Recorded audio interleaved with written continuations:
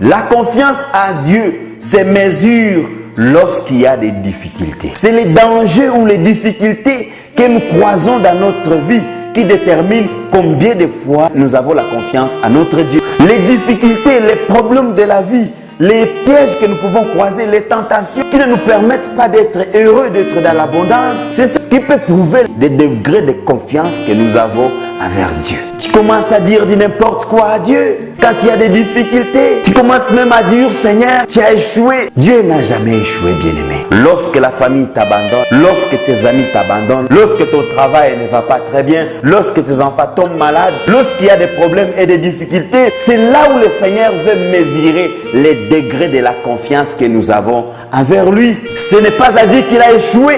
Vous vous rappelez de l'histoire de Job. Job a souffert, il a perdu tout ce qu'il avait. Mais dans sa souffrance, Job n'a jamais prononcé un mot négatif sur Dieu parce que Job avait confiance à Dieu.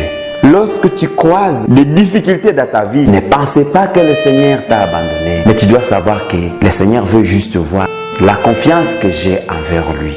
Quand tu restes là, tu verras la main de Dieu. Le Seigneur t'est dû, car c'est un passage difficile. Ne craignez rien. Il insiste encore. Restez à ta place.